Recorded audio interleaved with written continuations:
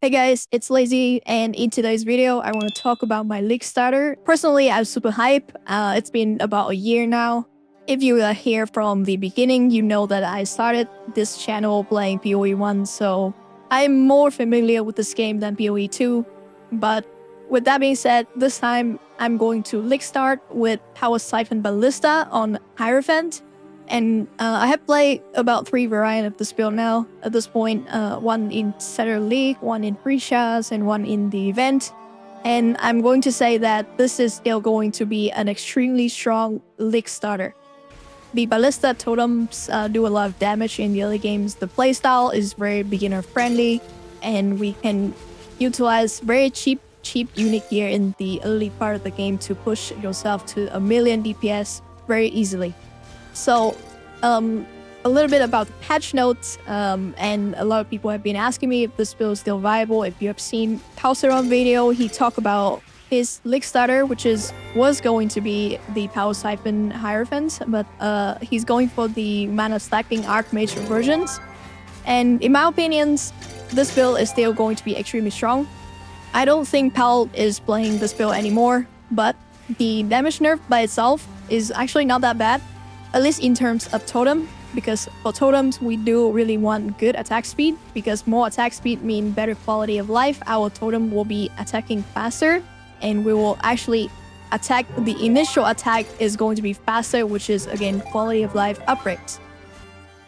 And just to kind of show you the nerf and simulate the nerf in POB, this is what I'm going to do. I'm going to go off my POB, which is an early game setup right here. You can see I have Piscator visuals, I have my the council very standard day 1, day 2 items, nothing too special in my gears. And in configurations, nothing too specifics, I don't even have shocks on. And for the skills, I have Arcane Cloak on, and you can kind of turn it off. But it should still give me around over 1 million damage, and this is already simulate the nerf. So, here's the nerf. We get Power Siphon effective added damage nerf from 159 to 105, which means this is roughly about 34% less damage in general for the skills, even though it's only added damage. And then we get the attack speed buff. Again, very good for totem build because totem benefits from attack speed. So the mine builds, they don't benefit from attack speed, but for totems, we benefit from this. Which means that the buff from 115 to 150 is going to give us roughly 30% more attack speed. And you can kind of see that if I take this off, the damage go up to 2,300,000 damage. And I put this in, 2 million damage. So you can kind of see the nerf will equal to about 14% less damage overall, which is not an issue at all. Overall, like Ballista playstyle, Ballista totem build have really good damage. We have good uptime and stuff like that. So nerf like this is not going to be a problem at all for us. During the league, we'll have access to mercenaries, we have access to new uniques, and we have potential to try some other stuff that is also very strong. Besides the gems, Power Siphon gem change, we also have the change to the ascendancies in Hierophant. So Sanctuary of Thoughts, Ascendancy passive skill no longer provide 25% mana reservation efficiencies and the 50% less mana cost of skill. So this change does not impact us in the early game because in the early part of the games we don't even use Sanctuary of Thoughts. I only spec into this passive or ascendancies when I go into the really end game setups, and that is going for Doyanis and Mageblood, so extremely end game. And even then, the build still feels like the numbers and everything still feel the same with a little bit of adjustment. So yeah, with that, we can talk a little bit about why this build is strong. And it's the skill itself, it was nerfed, but like I said, just the damage. We get more attack speed now, which is good for totems. And the totem playstyle is very beginner friendly. You just put down the totem and you run around. And even though we are not tanky in the beginning of the games, but because if you're coming from PoE 2, the PoE 1 totems play very different. You put down totem very fast, and your totems we also get more totems, and you get more freedom of movement. So if you are playing a totem build, you are not going to get hit very often. And so we rely on that to stay alive in the early part of the games. We'll be very tanky when we swap to Swalin. So Swalin did not get changed, and I expect that it might be a bit more expensive. But then again, it's just the economy and things. We cannot predict anything. What I can say though is that the early part of the game setups is only rely on very cheap unique items, and they're all uniques and cheap uniques, so it's kind of easier for you to find item in gears if you're not familiar with PoE 1. So again, another great point for you to play this if you are a beginner in PoE 1 as well. In the end game, we are also getting new contents, we are getting new bosses, so in order to learn those complex mechanics of the fight, either you go really tanky or you can play a totem build where you have good damage and you just put down your totems will have 100% uptime because you can focus on dodging the boss mechanics, and so you can learn the fight a lot better that way, and it feels less stressful because you don't really have to do as much mechanics if you have to think about using your skills and dodging the boss mechanics. So there's that. And finally, for the lazy people like me, I like to self-sustain, run my maps. I like to farm my own 8-modded maps, and this build can run pretty much all map modifiers, so you can farm the 8-modded map and you can run all your maps.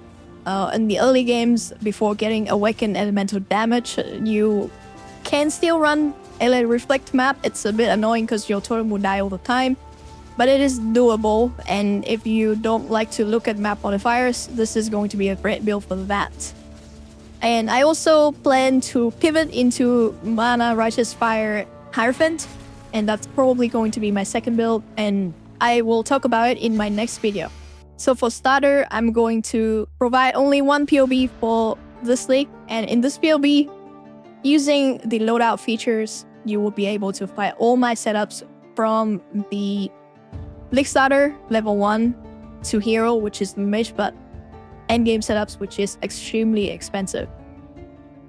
So in here, I have a notes sections for the campaign, but all you need to know if you are new to PoE 1 is use this loadout features. Once you click on any of these setups right here, it will swap your trees, it will swap your skills, it will swap your item as well. I don't have much items. The early game, just use whatever you can pick up off the ground. But you can kind of see the progressions right here from level 1 to 30, and then we'll do respecs a little bit and change the tree, and then the early games into the early end game, into violent swaps and all that. Make sure that you always use the loadout and don't change any of the skills item and trees, it might mess it up. So very quickly, I'll touch on how you use this build guide or notes section in the campaign. If you are not familiar with the campaign route in PoE 1, like you are a brand new PoE 2 players that want to check out the PoE 1 league, use this tool, Herd of Foes. It's a really good tool that details the step-by-step and how to get through the campaign, what quests to do and what is optional, so you don't really get lost. But yeah, just use the loadout here. So for example, if you are from level 1 to 30 or 32, 35-ish, you use a free library loadout. And this one will cover from Act 1 to Act 3, pretty much all the way to the library. So library is where you get all your skill gems. Before getting to the library, you don't have access to all skill gems, and that's why I try to keep it very simple for the new player. In the setups right here, you can see I have details on where to get the skill gem that you will be using, and we will simplify the leveling process by just using these skill gems only. I'm not going to be using armor brands or one of the few meta leveling skills, and just this should be enough in my opinions. It should get you to the library, and personally I'm going to be using this as well.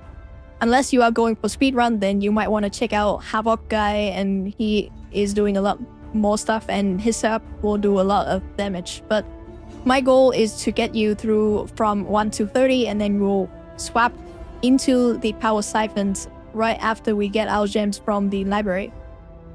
So in here, yep, just go with Purifying Flame, just run Holy Flame Totem all the way from the early games. You can just kind of drop this totem down, it will kill stuff.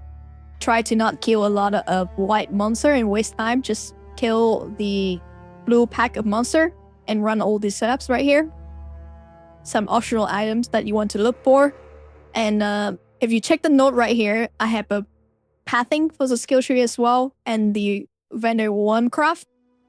Pretty much you don't need to do anything in the early games besides picking up some random items on the ground, but before swapping to Power Siphon to maximize your damage, you want to craft yourself a spiral wand with spell damage, and the vendor's recipes right here. You want to pick up or buy any spiral wands. You can get them from Ballista in Act 3, and then you make it magics, and then you buy a chain bell as well and make them magic as well with Orb of Transmutations. And then you can sell to the vendor. The recipe is one of the spiral wand and one chain bell magics with one whetstone, so both of these have to be magics. You will get a spiral wand with spell damage, and this should be enough to get you all the way to level 60, and you can either pick up better wand by then, or you can buy a Piscator Virgil. So yeah, at level 30, or when you unlock the library, you want to swap to the Power Siphon setups. And at level 35-ish, you want to do the normal lap. Just slowly get through the campaigns. I won't be trying to cover everything here. If you have questions, you're welcome to ask them in my Discord. We'll be killing old bandit as well. And another thing is that Alira is also good. It gives you some resistance in the early games. But I'm just going to be killing old bandits because that's what we'll go for, and we don't want to respec later. Respec at level 30 is not that bad because we have the King's March is now part of the core game, so we have gold to respec. So from library, you can kind of see here the setup at level 30, and then at level 30, when you do the swap, make sure that you talk to Faltus in the King's March, and then you will be able to respec. And whatever you want to respec, I also detail here as well. Optionally, you can take your Power Siphon gems to the dock area and run it a few times to level it up. It's fine if you don't want to do so, it's just that your gems and totems will be very weak in the beginning. And follow through to the crew labs, and this adds some stats that you want on your gears.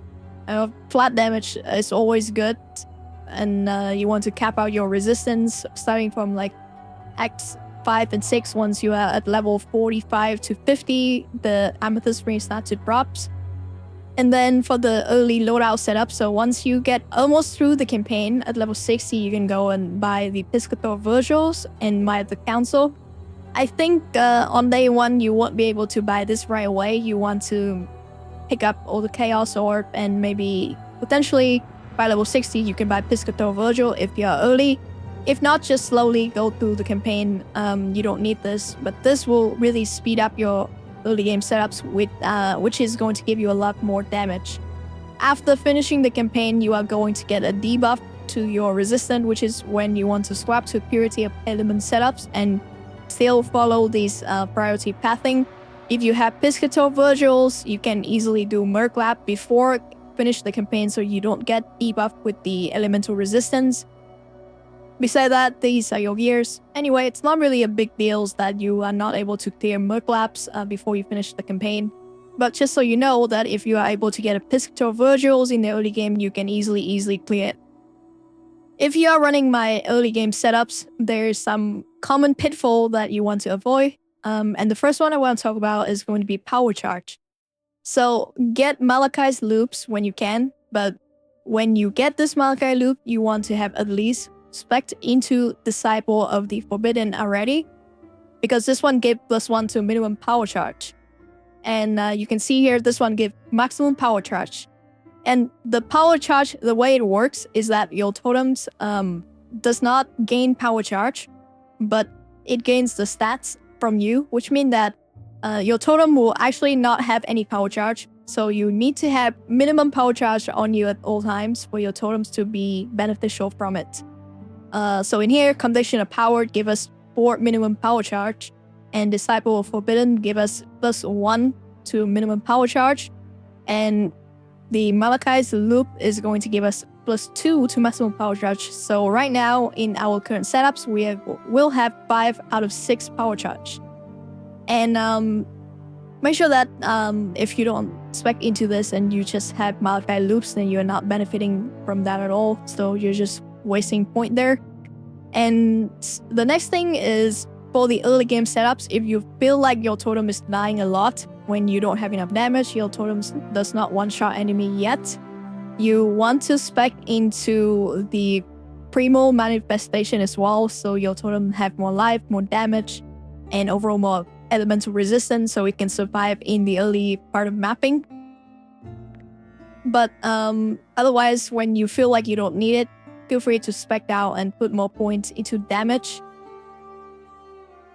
The next thing is going to be the precisions and arrogance setups. So a lot of people come to my Discord and ask these questions, but in my setups, I am running Dance of the Offer boots, which is going to give us Onslaught while we are not low on mana, but it also gives us the Agnostic, and the Agnostic keystone is this keystone right here, and it says that you don't have energy shields, we don't care about that. While not on full life, we sacrifice 20% mana per second to recover that much life. Which means that if we are not on full life, we will spend our mana to recover our life, which is really good sustain. And we have plenty of mana from our Ascendancies. A Ritual of Awakening gives us more damage per summon totems. We'll have about 7 totems once you have all the points allocated here and here, so you'll have 7 totems, so that's a lot of damage, and also a lot of free mana regen per seconds, percentage mana regens. So with Ritual of Awakening, we have a lot of mana and it has good sustain, but people have issues that they will their mana will continue to drain until they go to 0 mana, and this is because it says right here when it's not on full life. Okay, so because we are using Arrogance support, this scales reserved life instead of mana, and we are using precisions. You want to configure your precision level such that it does not reserve more than 10% of your life. If you go above 10% of precisions level, which means that your life is not going to be full, because we are using this. Let me see here. We have this life mastery right here. So this life mastery says that you count as full life while at 90% maximum life or above, which means that as long as we are above 90% life, by lower the level of precisions, you want to have unreserved life at above 90%. So you will have your hit chance and crits from precisions, but you have the benefits of the sustain coming from the Dance of the Offer boots with Agnostic Keystones, and you also have Onslaught as well, which is extremely good in the early part of the game. Beside all that, I do want to touch on the Mercenary a little bit because it's the new League mechanics.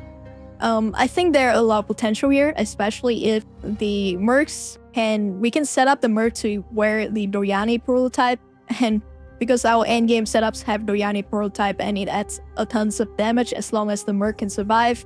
So I don't want to theory craft anything yet, but if there is a setup to do that, you bet I will be the first one to try that, because we are doing a lot of line damage and Doryani is just extremely strong. Other than that, early game mercs, I'm just going to focus on being tanky, so he can tank for my totems, and that's about it. Alright, so back to the POB, and I want to talk a little bit on the endgame setups and how I cope with the change to the Ascendancies. So yes, this is a level 100 characters. Violin is very strong. I do have a level 100 characters from just mapping, and Spalin is gimmicky but very strong. Yeah, so even though the HP here is like cheat, because I'm actually using the Arcane Cloak and also Sigil Power. So if I turn off Arcane Cloak, it's like half of the damage and half of the tankiness. However, we are block cap, and you don't really going to die from mapping content.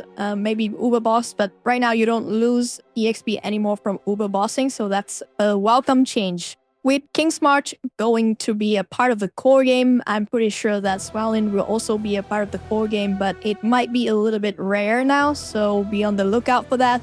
At this point, we are still using the Arcane Cloak setups, and it's pretty janky. The next setups, usually we go into the Sanctuary of Thoughts, but it is now nerfed, which means that we're not going to be using it, but we are going to do a late swap into Power Siphon of the Archmage. The reason I swapped to Power Siphon of the Archmage really late, because even in the Swalin swap right here, you can kind of see that I'm still using Power Siphon, even though I could swap to the Power Siphon of the Archmage. I just find myself having a hard time balancing the crit chance, hit chance, and everything while keeping myself tanky. So yeah, until I swap to the Doryani Archmage setups right here, and maybe in the league I can look to swap earlier before the Doryani setups if I think it's possible to do that. But it's a big jump from Swalin into Doryani. As you can see, we go from 9 million damage to 14 million damage. And in this setups, we don't even use Arcane Cloak anymore, so no more jank. And the tree basically is the same. Previously, we need to put Sanctuary of Thought. We gained a lot more tankiness. So you can see here, my energy shields go from 8.2 to 6k after I spec out of Sanctuary of Thought. So Sanctuary of Thought was very good. It's a direct nerf into our endgame tankiness. But to cope with that, we also lose the mana reservation efficiency, which means that you will have to path here and get the reservation efficiency nodes with sovereignty. And yeah, so you just have to take these points. And beside that, nothing changed too much, just spec into other points. And I'm opting for piercings and returned projectiles. And I kind of know that return projectiles also nerfed already. So it's probably not 39% more damage anymore. So I'll probably make some adjustment. What I learned from Thisha is that for pure mapping purposes, the Awakened Fork is actually really good. And for mapping, if you are using Sniper Mark already, then you can run Return Proj and help with the damage there. You don't really need piercing over here, so that would free up a slot of jewels to do whatever I want to do. Another thing is that for the Svalin setup, so in all my setups right here in the end games, I'm using Svalin, which means that I am using the red Nightmare Jewels, and there's only really two good spot for us right here. So in here you see I'm using the red Nightmare Jewels over here, and Tattoo with all the fire resistant Tattoo here to get my block to cap. Once I go into the Doryani setups, I have to make some adjustment, and it was better to put my red Nightmare Jewels here as well. And we are almost block capped. It doesn't really affect too much. In this setup, we do have a lot more damage. And we also have Lethal Pride, but more on that later. I don't want to go into how to find the Lethal Pride right here, but you just need to know that you want to get one that have good, like chance to deal double damage is good. So the more chance to deal double damage is better, right? Armor, increased armor, and Chain Breaker here is very good. Once you swap to the Chain Breaker setup, sometimes you also run out of mana because your mana don't regen anymore, and you gain rage. This way that in configuration you can see that I have 30 rage all the time. This is because I'm running Chain Breakers, and you have to put 1 point into Mana Mastery to recover 10% of your mana when you use the skills. This way that you are putting down the Ballista Totems for Power Siphons, and you can regain your manas. And I do have 1 point of mana recoup somewhere here as well.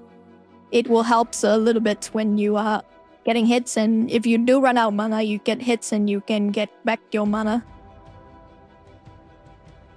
But other than that, I think still very strong in the end game with this Mage Plus setups. You will be able to clear T17s, you will be able to do Uber content, and starting from the Doryani setup, I'll say you don't even need a Mage Butt because you can use Darkness and Throne. But yeah, very endgame setup Mage Butt is still the best. I think very unconditional tankiness, unconditional damage, no need for Arcane Cloak. And I'll say that's a big jump from the Spalin setups. To wrap it up, Mill is completely fine. Power Siphon Ballista Hierophant is going to be a really strong lick starter. Damage nerf, not a problem. We get even more quality of life from the attack speed. Nothing will change, guys, so if you like the Power Siphon Totem playstyle, go ahead and play it. I might do something more advanced and play Mana Righteous Fire Hierophant for League Start, and I'll show you my plan. Maybe that's for the next video. I'll have to do a test run. It is a really expensive build, so I would definitely not recommend you guys League starting that. I'll share my plan though, okay? Other than that, that's going to be it for this video. Thank you guys for watching, and I'll see you guys in the next one.